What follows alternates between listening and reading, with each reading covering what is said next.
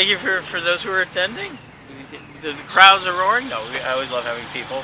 I teach everybody, as you know, we teach whatever size it is once you're set up. Today we're going to talk about something a little different. This is going to be about Leprechaun funding. What is Leprechaun funding? It is the idea that you make a wish and you're looking for a pot of gold. It is a mental state that has been built into our society to bring the idea that we can have anything we want if we're able to figure out the tricks of the trade. Leprechauns are the Fae who protect the valued assets of the Fae world. And we hear about magic coins and their coinage and all of that energy. Well, it's a very powerful aspect of it. My own involvement with the Fae is actually very real. 2019, I went to a place called Starwood Festival at Wisteria. And I had just lost my business. I was in the process of losing my wonderful business on growing worms. And to the city of Chicago, I had so many worms. Sounds like a strange business, but it was fun and important. And in that process, I was very despondent, so I ended up at Starwood and taking sacrament, psychedelics, just a small amount, and I ended up in the forest, really crying my eyes out. I just really crying. And something, you know, guys are not supposed to do it, but I was there, and a spirit came out, a very masculine spirit behind with a female spirit, and you had a very sense of presence. So like, okay, I'm deep into this right now. And he says, you know, stop crying, you're annoying me. He says, says, well, I'm unhappy, sorry. He said, well, I can kill you and it can relieve you of the problem. And that was just enough of a threat to take me a step back. And then the next thing he did is he said, well, look, let's see what we can do. Yeah, we want you to carry a message back. And we go, no, I'm not doing that. I will not have an unverified personal gnosis. UPGs, he makes up everything. Like, oh, I had an encounter. Really, can you prove it? I can't prove that I had an encounter, but I can prove something happened. So he tore out my eyes, handed it to the woman spirit behind him, who cleansed it, and then handed them back and put in the eyes in. And I stumbled back to my tent. Next morning I woke up, and I looked at the trees, and they looked so very strange. I said, oh, that's what some people describe as the color green. And I realized I was able to see a lot of color, which is a very difficult thing because I haven't been double colorblind. Medically documented. I got thrown out of the gunner-made missile program, an electronics program, made into a yeoman and office worker in the military because I was colorblind. My entire website was built on the fact that I was colorblind, so it was built. Early Witch was built in blues, so I could see blue, and a lot of other things. And then after this event, I had immediately had my eyes tested at full spectrum color. So some event happened, and so okay, so we want to get this message out. And then there's like, oh wow, so you have this little thing. Well, what does it do for the world? You know, the idea of maybe it makes me believe a little bit more. Maybe a closer handful of my other people are like, okay, what happened? Maybe I have this mystery. But what did it mean for the world? So when I was in Salem, not 2 months after that, I was like, okay, here's the answer to you. This is one of the things he taught me is Leprechaun funding. So people hate pocket change. We learned this with the Bewitched statue. People will do anything to get rid of their pocket change, as long as they get some value for it. And wishing wells is one of the great things that they like. So setting up, like having little wishing wells and dumping spaces, and we set one up. A young lady took on this ritual, this practice of doing it. She actually did what I said, and she called up and said, will you fill this for me? And she put out a small wishing well. And when she did that, she got $32 in a week. Wow. People kept dumping, her neighbors, her friends, kept dumping the change in. And then she took a certain amount and bought lollipops with that, and she was able to do things. She goes, well, how did that work? It says, well, people, you entice them into that energy. And so that was it. So the dream came from that. So the idea of it. Hi, everybody. Well, welcome. I'm going to start this over a little bit. I told you give it 10 minutes. Yeah, you're right. Well, I had to do this. Wow, okay. I feel honored. Hi, guys. Well, this is Leprechaun funding, right? I'm starting my class. This it is. This is fire, so this is it. And this is about how you're going to take your dreams, your wishes, your energy, and how to finance them, how to bring them to pot. How do you get your pot of gold? And everybody here, how many here actually believe in Fae? Okay. fairies. I mean, really believe in them, not just think of them as just like this sort of like, you know, media productions and everything else, but like they exist in this world on a vibratory energy that we don't necessarily always understand or have to agree on. Okay. So that's the first thing. So for me, I went through an incident recently where I got my full color sight back because of the Fae in 2019. That's a story that's a Star Wars story that we tell about. But in that process, something that Mr. Leprechaun, the banker, told us to finance our dreams. He made it very clear to me that all you have to do is make your wish and begin the process of asking. And so how do you do that? And so he said that people will always give value where there's value. So everybody looked at putting out a wishing well. And then he had the dream, we had the wishing well. He brought candy, all sorts of weird candy. We were in the wheelbarrow, and of course, my mind translated into the Harry Potter world because there was, you know, that sort of thing. We went to fairy well after fairy well. He gave candy and stardust, and he took the coins out of it. Dragging it out, and people said, well, why do people give coins? He says, the hope of a wish, even the slimmest hope of a wish, will allow you to give up the coins that you hate in your pocket. People hate coins in their pocket. They just do. Isn't that interesting? And so they put out the wishing well, and you put out a wishing well, and you know, say this is, and you make sure the fairies get their cuts. But they're a little bit of the mobster of the fairy world, and they went around. And then he finally took it to the bank, and took all those coins. The first thing he did in this dream, and we've been doing this, is that he started taking out coins that had some value. Like if you see a copper wheat penny, you know that's worth at least 3 cents. Yeah, just for this age of that, and possibly more. And as you hold on to those coins, they'll get you more valuable in the future. So you get pocket change, and you have like value. Some of those coins that have value. But you take all of them together. He handed them to the bank, and the banker took them inside and handed him 2 gold coins. And he says, "This is capital. This is the hard asset." Even giving them the slightest hope to transform collective pocket change into an asset is a powerful thing to do. So what I'm asking you guys to believe that you have a dream, a wish, a project that you want to finance, and are you willing to ask for pocket change to start it? Ask your neighbors, your friends, you know, just do something on it. And the fact is there is all sorts of ways out here now to do so. So setting up a wishing well, like a pocket at your place, you get extra cash, actually works pretty effectively for small amounts of money. But let us talk about real dreams. Let's take it to the real world. So today, the internet has given us the golden rainbow to the pot of gold that they have. If you can accept that you deserve it, that you have a right to attraction. There is a campaign called Kickstarter. Who's done Kickstarter? You've heard of it? Right? So I've been on Kickstarter. I've had 5 successful projects, including tarot cards, and I've had unsuccessful projects. But here's what the thing that people don't understand. It is a way to raise financing for free. There's work involved. You can put your eyes out there and say, I want to do this. I want to make the best tarot deck, or I want to make a spatula better than anyone. People have done this.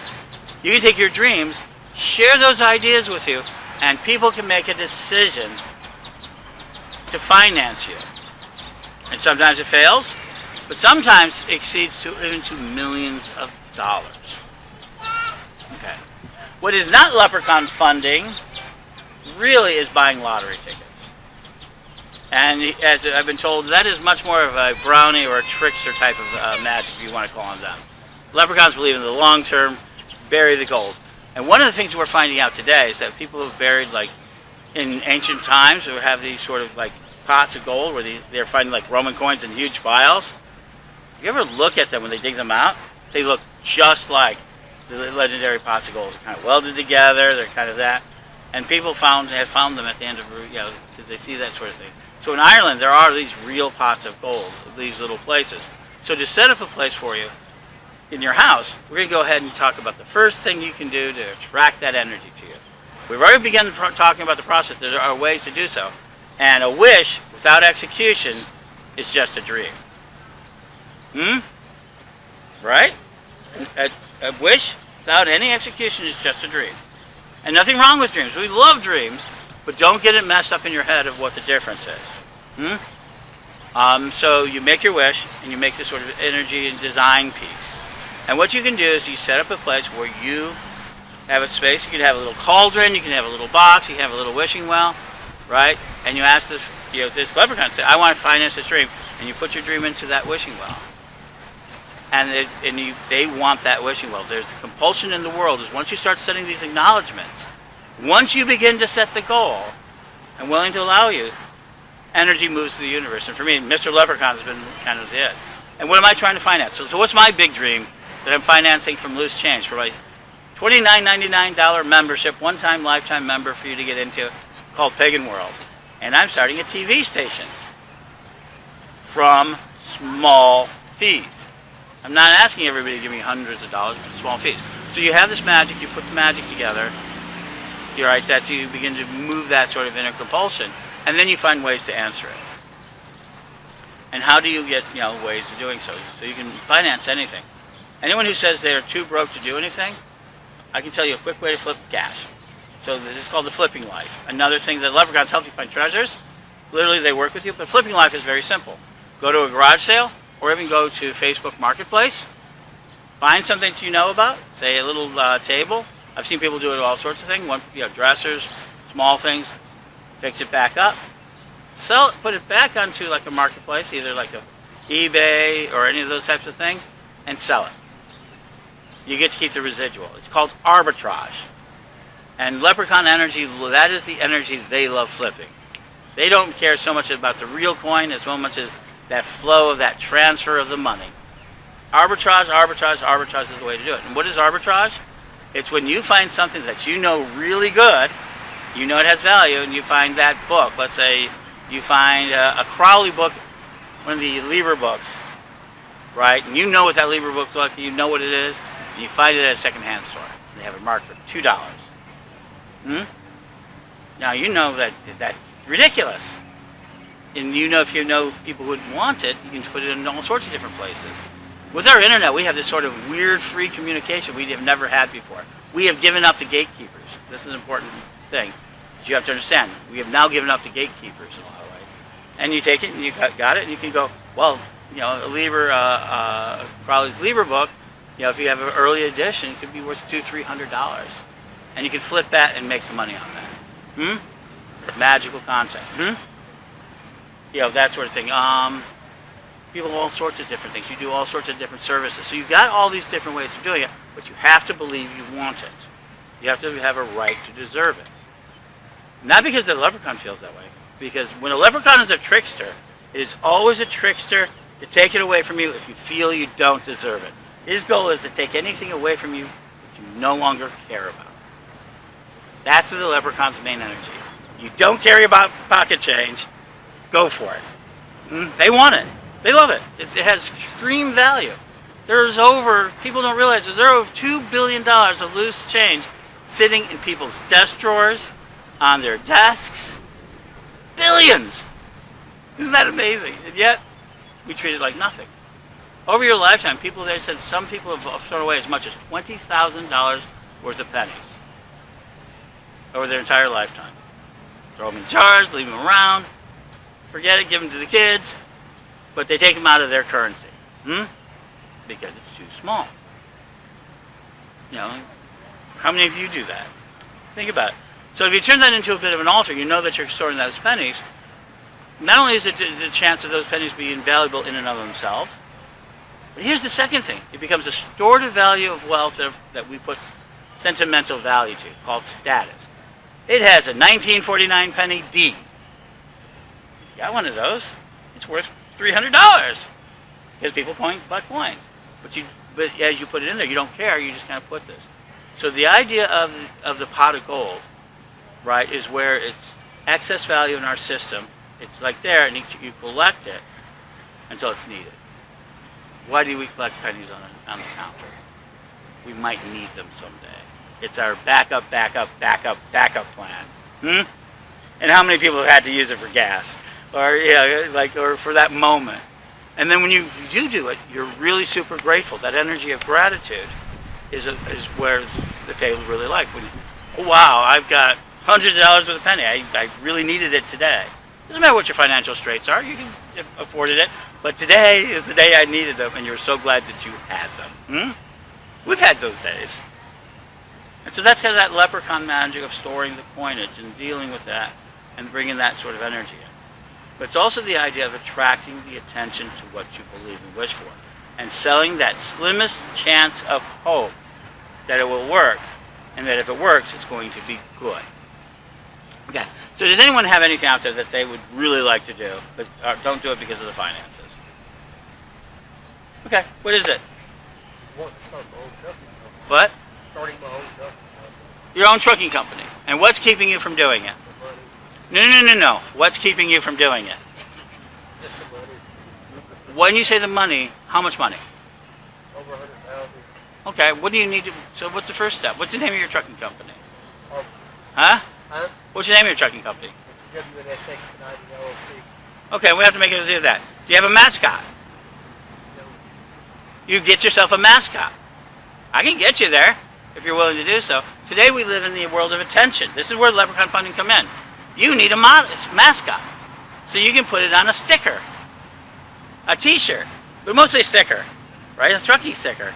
With your company name and its mascot. You know, nice little mascot. Right? How many stickers would you have to sell? Oh, 200,000. Is it possible to sell 200,000 stickers through the internet? Possibly, yes. Or let's not build 200,000. What if you can buy stickers at 20 cents a piece and sell them to all your friends in your dreams? Right? That becomes your pot. Instead of focusing on the end result of what you want, you need to start looking at how you're going to get the public to believe in your dream. The way you said that you had a trucking company. You don't want a trucking company. You want something else. But a trucking company is what we see to manifest. What do I mean? What do you want? What will the trucking company give you? What? Financial stability. Okay, financial stability. Why is it going to give you financial stability? It sounds like to me it wouldn't give you anywhere near that because gasoline, oil, all of that, right? Yeah. It's all very risky to me. Now, I don't know that business, but it would sound like me. Why should I trust that you're going to do that? Right? What value can you give me? What you're really doing, what is it you want to truck? Anything? I guess that. Okay.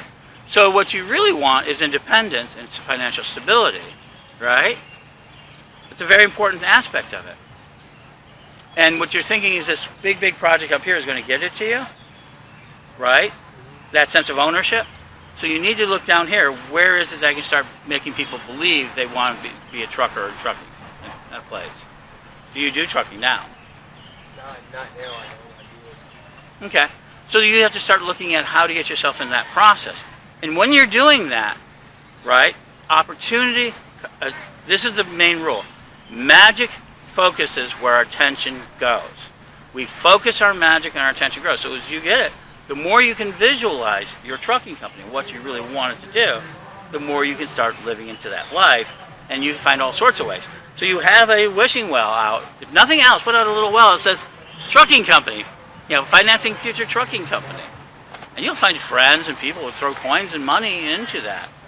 And when they do that, they're saying, we're making a commitment to your slightest hope of having it in there, and they can watch you to develop. They now have an attention to you. The more attention that flows to you, the more likely the energy comes there, and you can see more opportunities. And if you really do want this, those opportunities will flow to you. So the minute you start making the wish of the attention, and making the attention, and you'll see it. You'll get an opportunity in the next week. You'll see an opportunity to begin growing your idea in the next week. I guarantee that it'll happen because you've spoken about it and you've made us all attention to it. And now, if you can get us to continue paying attention to you, we all are behind you, and that will give you that sort of leprechaun energy to finance from a thought to a wish, to a dream, from a dream and a thought to a wish, to an action, to an accomplishment.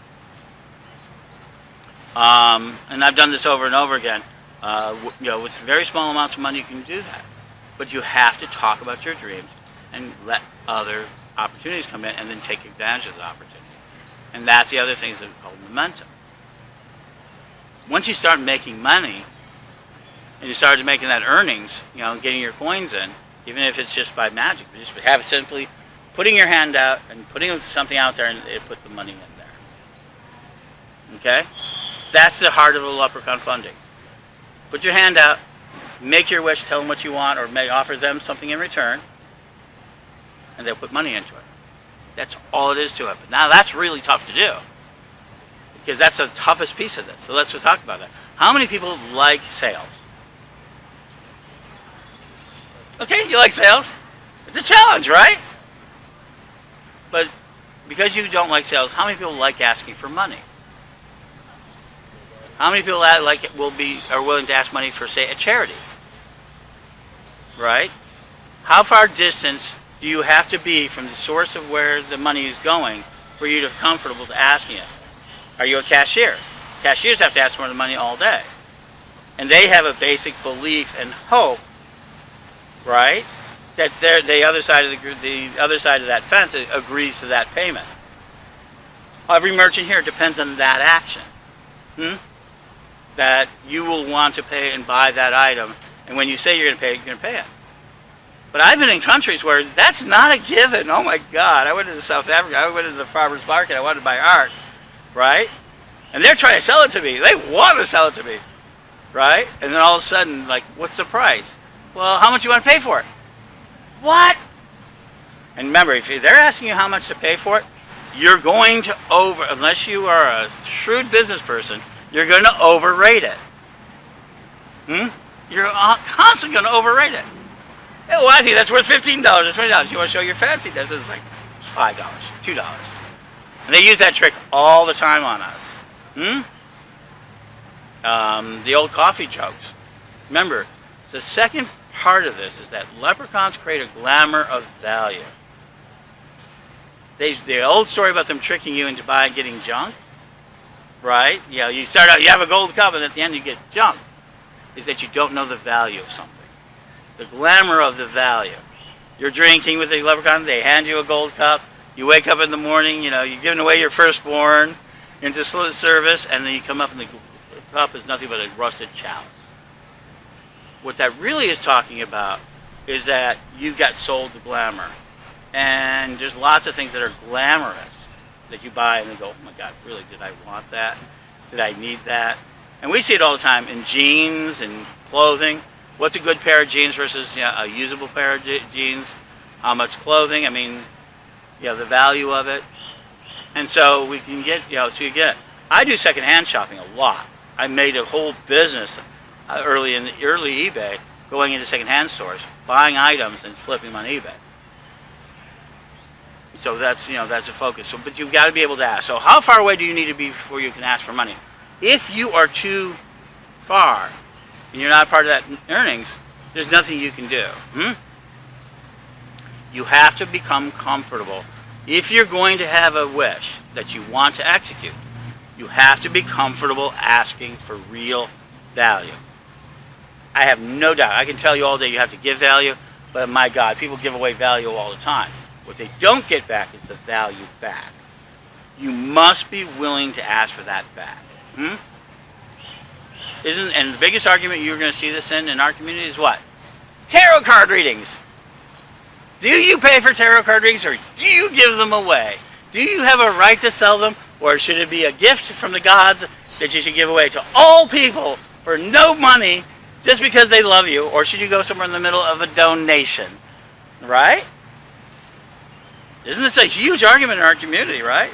It's because it really shows the uncomfortability with money, and part of it from an old legacy of where that was illegal. It was illegal to do tarot cards for money. So what happened? We merged and we morphed into, it's terrible to charge money. We should always keep it spiritual. The ancient witches didn't do it. All the tarot card readers in history, prior to like this advent of the 60s and 70s, never gave it away for free. Pass my hand with silver, and I shall tell you your fortune. Fortune telling was a very important part of magical economies, of how to survive, how to do so. But then we came along with the New Age and everybody else, and selling tarot cards, because we entered in the industrial age of tarot cardism, which we are now in the golden age of tarot cardism, because anyone can produce a deck. And you can do it for free, zero manufacturing costs. Another Leprechaun thing. All you have to do is draw it, stage it, graphic, and you can send it off to a printer and you can pre-sell it. So you can even have a tarot deck. Anything you want to do, the internet can now provide it to you at near zero capital. It is the talent and energy and imagination that you put in. There is a rune dice here at down this beautiful set. They've made it 3D printing. They're making it one at a time. These rune dice. They're not making hundreds or thousands. They're making them 1 or 2 or 10 or 20 or 30 at a time. Isn't that amazing? And then they're selling them, and they're making a little bit of capital between, the arbitrage between the cost. But now they're taking our entire imagination, and we're being able to flip it. So you can do it. So if you got to get comfortable being the first person to ask, and one of the best ways to do it, again, I'm saying put out a wishing well is the totem of this thing, because it's a perpetual ask for value to support dreams. That's what you're doing.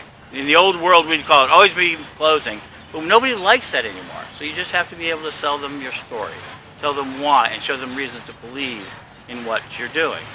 So in your case, all you have to do is say, this is what my trucking company will look like over here, and start carrying people. Build a fan base. How many trucking companies have fan bases today? Not, huh? Few. And tomorrow, when Alexa calls, so this is the world in 10 years. Hi, Alexa, I'm moving. Yes, sir, we know. We just closed the papers for you. Right? And of course, we have a male voice for Alexa because everybody's, because we don't want to be sexist and everything. Then I won't do that. And I go like, oh, good, yeah, we know you got all your closing papers, your blockchain's done. We've transferred your electronic keys. You can start moving. You go, all right, Alexa, move me. He says, all right, how much do you want to spend? It will no longer be right. There's a point to this. I think we can go to budget 3,000.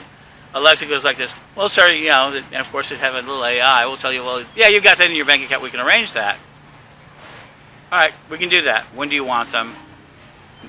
The day. And all of a sudden, because of what's happening out there, who's going to get that business? Whoever pays the top listing or the second listing of that request. Because you didn't do it. Now, and what's your name there? What? Okay. So, S Trucking, I'm not going to try to butcher that, but somebody comes up and says, I want to do everything else. It says, Alexa and everything else. And they go, I want to move. Oh, okay. Can you arrange for me to be then into their minds S Trucking Company? Oh yeah, really? Okay, we can do that. And then you see pop up your little icon there. You go like this, how can we arrange it? And they go through the process with you. If you do not have an identity in this world of the leprechaun, of being a personality, of being there, it's very hard to do that. But it's all free. So it's all about turning your imagination and distilling it into what you want to do. And then giving them people wishes. You can do, like I said, you can do all sorts of different things a way to earn money. There's different ways of doing so. I'm not going to tell you Cybercoin. I love Cybercoin, but goddamn no. That's ridiculous. It's not a sound thing. But this idea of creating your beliefs and saying, this is what I want to create, sharing them with the world, and creating a concrete answer to how it happens, then you can go to the well. You can do a Kickstarter, an Indiegogo campaign. You can do, and I'm Ed The Pagan at gmail.com. I'll be happy to carry you through there. There's like people all the time go to the medical one because they're in the most desperate straits. They're at the final step of their wish, isn't there? When you say, go pay me, or for medical, yeah? They're the farthest of wishes. They're wishing that somebody wants to keep them alive. That's the energy of that site. They're desperate to keep themselves alive or keep something happening in their lives. And they don't feel like they have any resources. And even there, we have a resource. The ability to communicate in electronic forms is another interesting way that faith and other types of cybernetic and spiritual ideas are coming into our world. So you've got your idea, you're building it up, right? And you start to sell the wishes, and then you start carrying it out. People who invest in you once will continue to invest in you. They give you $1, and you come back with another thing. They're maybe willing to give you $2. So one of the biggest things we don't do correctly, almost nobody here does this correctly, is to follow up the person who donated that $1. We are looking for the next dollar from the next person, and we forget. The person who just gave us that dollar, who threw it in their wishing well, will likely do it, if they get any sort of value from it. Even a hello, even like thank you, will make them more likely to invest again.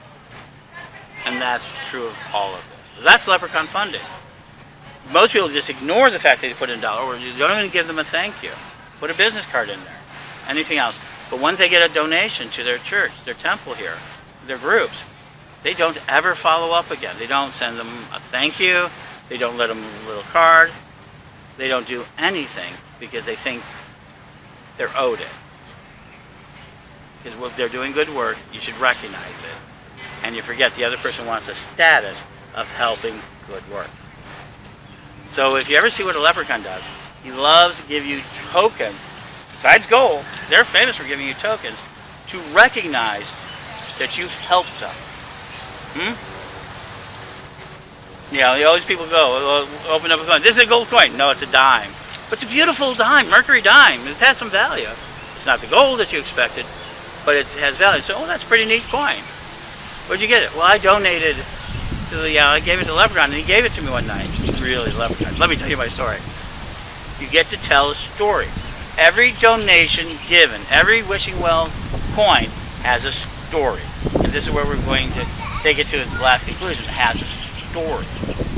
And we are not capitalistic creatures. We are not any type of creature. Our entire culture, everything we do here is made up of a story. We are a series and collections and stacks of stories. And money is the greatest story ever told. You hear this over and over again. We all believe in it. And that storyline is very important. And the spirit, the faith, what do they live on? Stories. They exist in our mind because, what does Tinkerbell say? Do you believe? I believe. I believe. That they interact with us on our strong emotions, regardless of what they are. And they say, if we believe in them and believe in their energy, and and this sort of energy I've had with the leprechauns has been there.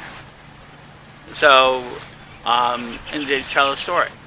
So let me tell you so I'm going to tell you the biggest story, and my biggest hunt right now, and I got it kind of solved.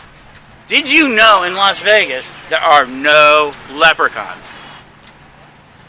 I finally found some. I found their treasure, and they got mad at me. I've actually found their pot of gold, 2 of them, and where they collect coins.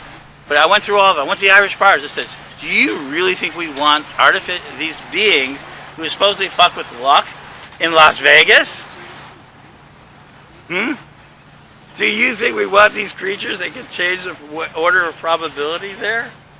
I went into all the Irish bars, went to all 9 of them, and none of them. There's one guy who was a leprechaun, a mascot person who just retired, but beyond that, they have no leprechaun imagery. They believe in leprechauns so much that it was impossible to find them. So I have it on my phone. I finally found at Circus 2, right next to each other, Shay and Shaw, leprechaun slot machines. And I actually asked the security guard just for the fun of it, I said, do those ever pay off? He says, they're supposed to, but we've never seen them pay off. I put my dollar in each of them, and no, didn't do that time, but they sit there, and they're the only leprechaun imagery. There are literally set a pot of gold to draw people in, and supposedly it draws a lot of people in, but they're the only 2 in all of Vegas, because they believe strong enough in the idea that changing your probability. So what I'm really talking about is accept a paradigm that you're worthy of being, your dreams are worthy of being financed. Don't think that it's too far beyond us. Learn the story of why you want your trucking company. Why do you want it? What good are you going to do for the world? How's the value you're going to be in? Right? You're going to be the fastest. You're going to be the quickest. You're going to be the most gentle. I will move objects of great art. You speak lavishly of things that you transport, make people's lives better. Whatever your story is, learn to tell your story about your product. For me, I'm building a television station.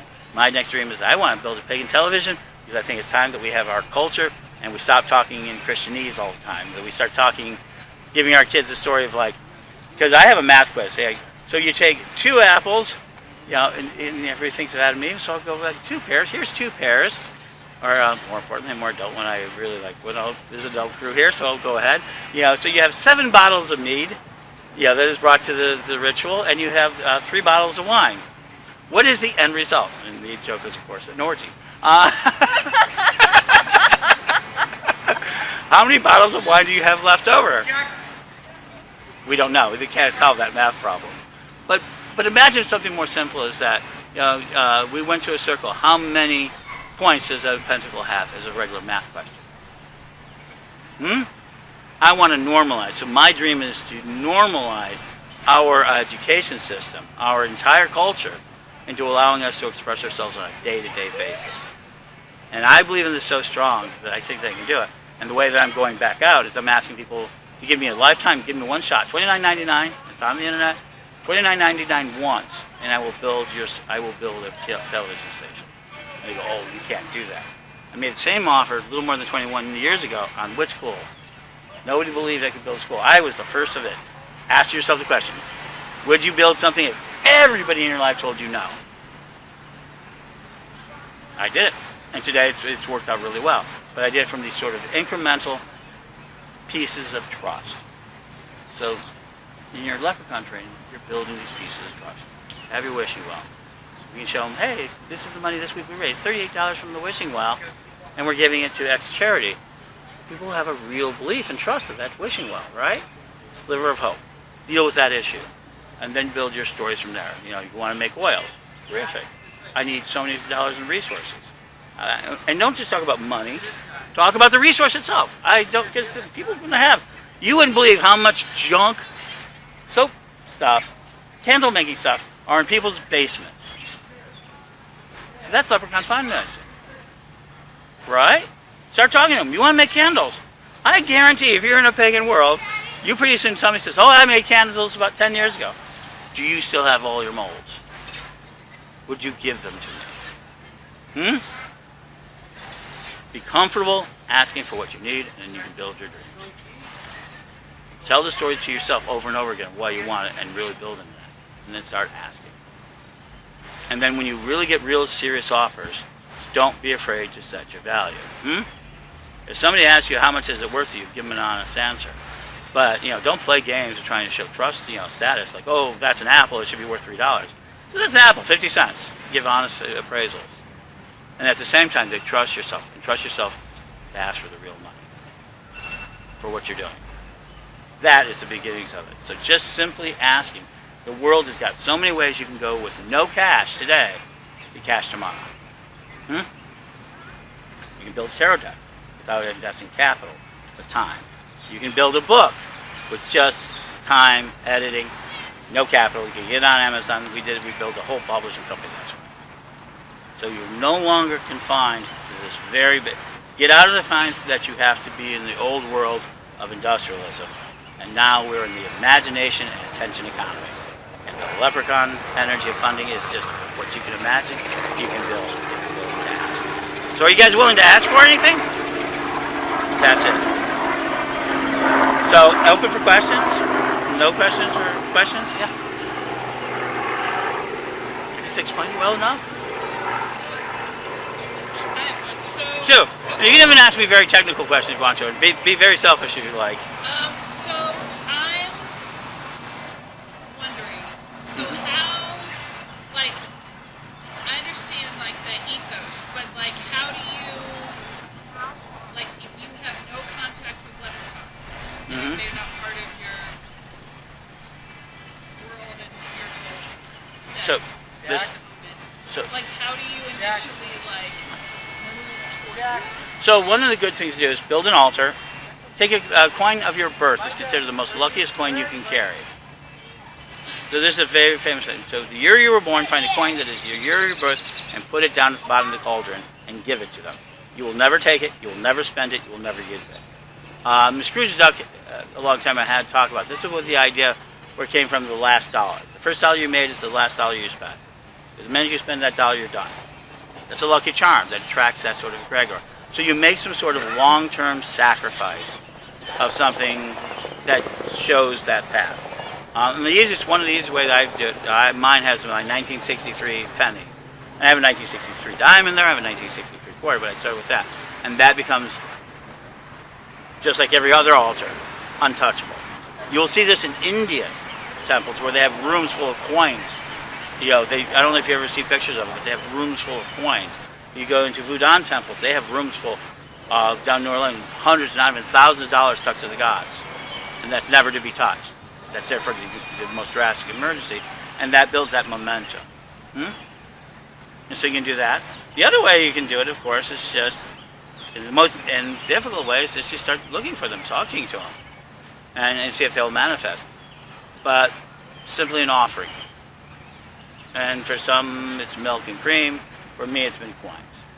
But you just start setting up a space, just like any other spirit. You start setting a space that you allow it to come in. And respect it. So yeah, but if you ever want to give somebody a really lucky, giving them a birth coin that they were born, is considered one of the luckiest gifts you can give. So that sort of thing. You got to accept luck too. You got to believe in luck. I mean, one of the things I talked to Byron Ballard about it. Pagans are very lucky people. They're amongst the luckiest. If you ever go amongst pagans, I mean, really go amongst them, they're really lucky. They get lots of lucky breaks. They get a lot of things moving towards them. They get to talk about the ventures that they have. If you ever really talk to pagans, festival pagans, and the people go out there, they're really lucky. You'll hear about it. And you'll hear them say, like, oh, almost got into a car accident, and then we swerved around, and somebody grabbed at my thing. We invoke luck. We do. We're lucky people. Well, thank you, folks. If you have no more questions or statements, thank you. I hope I explained it well. I hope it's useful.